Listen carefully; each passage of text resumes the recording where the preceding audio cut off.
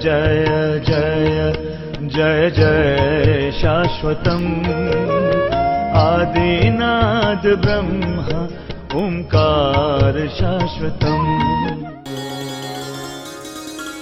सुख शांति संपत्ति सामंजस्य आनंद सब कुछ था मनु महाराज के घर, कोई चिंता नहीं थी। लेकिन एक दिन ग्लानि होने लगी।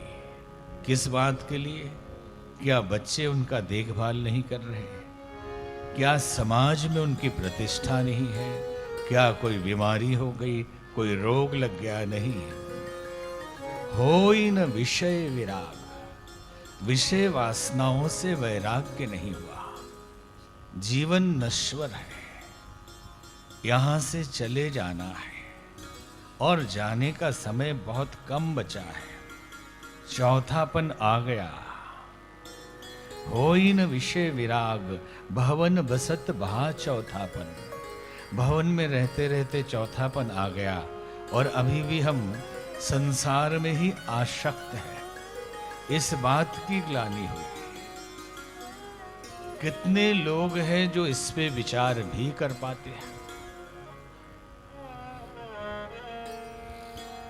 धार्मिक क्रियाकलाप तो जैसे साधुओं के लिए ही बना है। गृहस्थ में आ गए तो हम कुछ भी करने का लाइसेंस पा गए। लोग आते हैं, कहते हैं बाबा हम लोग तो गृहस्थी आदमी हैं, हमसे तो होता नहीं, हम पापी तापी। आपको किसने पापी बना दिया? आप ईश्वर के संतान हैं, पवित्र आत्मा है।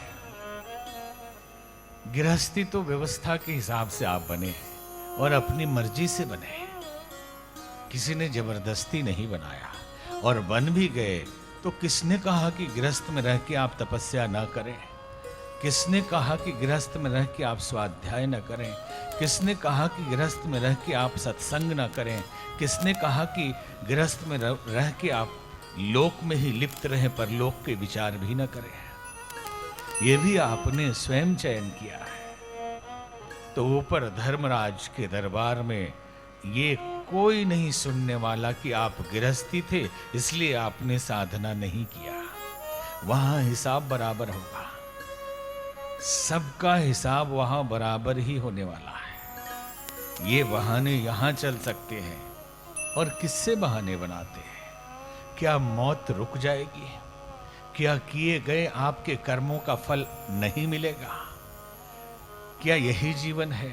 इसके पश्चात जीवन नहीं है? जब है तो ऋषियों ने, अनुभवियों ने, जिन्होंने दिव्य दृष्टि से देखा, जो ऊपर जाकर देखकर आए हैं, जो विश्व ब्रह्मांड के सूक्ष्म जगत के वस्तुओं को, व्यवस्था को जानते हैं, उन्होंने ग्रंथ लिखे, शास्त्र लिखे, अनुभव बताए। हम उनके अनुभव को क्यों नहीं लेते हैं?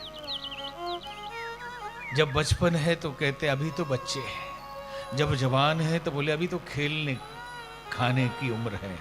तो कम से कम बुढ़ापा तो है भजन करने की। लेकिन कितने बुजुर्ग हैं जो बुढ़ापे में भजन में लग पाते हैं?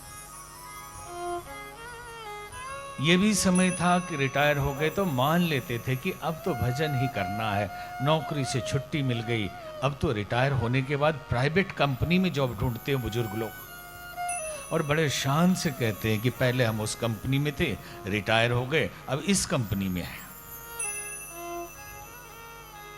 रिटायर हो गए संसार की व्यवस्थाओं से, अब अपने लिए भी तो जी लो। जो वास्तविक जिंदगी है उसके लिए भी तो व्यवस्था कर लीजिए।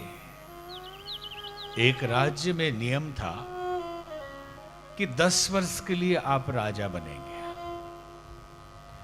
और 10 वर्ष के पश्चात आपको एक ऐसे रेगिस्तान में भेज दिया जाएगा जहां न खाने के लिए भोजन है, न रहने के लिए मकान है, न पीने के लिए जल है। भूख प्यास से वो राजा मर जाता था। कोई भी उस राज्य का राजा बनने को तैयार नहीं। एक युवक ने कहा मैं बनूंगा यहाँ का राजा। बुजुर्गों ने समझाया 10 वर्ष के बाद मार दिए जाओगे। उसने कहा कोई बात नहीं, मरना तो ऐसे भी है, राजा बन के मरूं। राजा बनते ही पहले ही उसने ढूंढा कि वो कौन सा जगह है जहां भेजा जाता है। जाकर देखा, पूर्ववर्ती राजाओं के कंकाल पड़े थे। रेगिस्तान, जल की व्यवस्था नहीं, भोजन की व्यवस्था नहीं, आवास की व्यवस्था नहीं, जीव जंतु नहीं। उसने पहले एक महल बनवाया, फिर नहर खुदवाई, फिर कहा हम अकेले थोड़े रहेंगे 10 वर्ष के पश्चात। मंत्रियों को भी रखेंगे तो मंत्रियों के महल बनाइए, मंत्री रहेंगे तो नागरिक भी चाहिए तो नागरिकों के लिए बनवाइए, वो रहेंगे तो बाजार, मॉल, दुकानें भी चाहिए, वो भी बनवाइए। वो भी बनवाया गया। इंफ्रास्ट्रक्चर, सड़क व्यवस्था, मेट्रो, हवाई पट्टी, हर चीज बना दी। और 2-3 साल के अंदर वहां का राजा बन गया और अपने अंडर में इस राज्य को भी ले लिया। वो बुद्धिमान था युवक या उसके पहले के राजा? आप कहेंगे वो बुद्धिमान है। तो क्या हम ये बुद्धिमानी करते हैं? ये बुद्धिमानी हम करते हैं जहां जाना है उसकी खबर हम नहीं लेते, जहां जाना है उसकी खबर नहीं लेते, और हमें ऐसे जगह भेज दिया जाता है जहां खाना पीना भी नहीं मिलता। होई न विषय विराग, भवन बसत भा चौथापन। चौथेपन में भी वैराग्य नहीं आता, चौथेपन में भी डंडी मारने में लगे रहते, दुकान में दांव पेच लगाते रहते। कितने नादान हैं हम। थोड़ा जाग जाएं, जिंदगी को समझें। कितने बड़े स्वप्न में जी रहे हैं, कितना बड़ा भ्रम है ये। एक मछुआरा मछली पकड़ता था, प्रतिदिन ब्रह्म मुहूर्त में जाल कंधे पे डाली और गीत गाता हुआ नदी किनारे जाता। उस दिन भी ऐसे ही जा रहा था। ब्रह्म मुहूर्त का अंधेरा, पांव किसी वस्तु से टकराया, खन खन की आवाज हुई। उसने हाथ बढ़ाया, एक झोली मिल गई। छू के देखा कोई कंकड़ पत्थर है। नदी किनारे गया, अंधेरे में ही जाल डाली। सोचने लगा मछलियां मिलेंगी, बेचूंगा, पैसे मिल जाएंगे, नौकर चाकर रखूंगा, अमीर हो जाऊंगा। जब हम किसी वस्तु का इंतजार करते हैं किसी बात के लिए, तो कुछ न कुछ करते हैं क्योंकि मन नहीं लगता। जमीन खोदते रहेंगे, नाखून चबाते रहेंगे, कुछ लोग तो बटन चबा जाते हैं, कुछ लोग कपड़े फाड़ लेते हैं अपना, बाद में पता चला है कि अपना ही कपड़ा फट गया। तो बैठे बैठे सूर्योदय का इंतजार करता हुआ एक एक कंकड़ झोली से निकालता और फेंकता रहा। धीरे धीरे सारे कंकड़ फेंक दिए। आखिरी कंकड़ जैसे ही फेंका, सूर्योदय हो चुका था। सूर्य की किरणें उस पत्थर पे पड़ी और पत्थर चमका। उसे एहसास हुआ कि ये तो कीमती हीरा था और पूरे हीरे की थैली हाथ में लगी थी और हमने फेंक दिया थोड़े से मछलियों के पैसे के चक्कर में। अब तो आखिरी भी हाथ से छूट गया और रो रहा है। हमारी, आपकी, सबकी अवस्था इस मछुआरे की तरह है। जीवन हीरे की थैली के रूप में है। एक एक पल इसका हीरे की तरह कीमती है, लेकिन संसार के तुच्छ वस्तुओं की प्राप्ति के चक्कर में बहुमूल्य हीरा हम खोते हैं।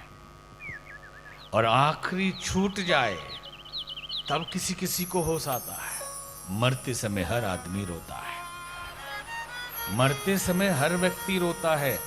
बाहर वालों को पता नहीं चलता वो क्यों रो रहा है।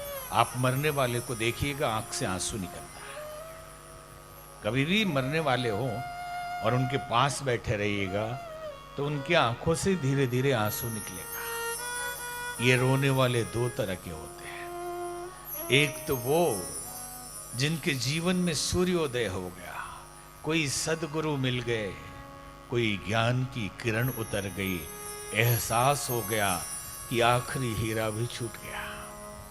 हे प्रभु, ये ज्ञान पहले मिल गया होता तो जीवन रहते कुछ सार्थक कर लेते, इस लोक के साथ परलोक भी संवार लेते, थोड़ा भजन कर लेते हैं। और कुछ तो ऐसे होते हैं जो अंधेरे में आते हैं और अंधेरे में ही चले जाते हैं। वो भी रोते हैं। वो इसलिए रोते हैं प्रभु, बहुत ब्याज पे पैसा दिया था, अभी बेटे लोगों को बताना बाकी ही रह गया था, 2-3 लोगों का गला काटा था, चौथा अभी बच गया था। अभी बेटे की शादी की थी, पोते की तो बचे ही थी, माया में अभी लिप्त होना ठीक से हो नहीं पाया था। ऐसे ना समझ भी रोने वाले होते हैं।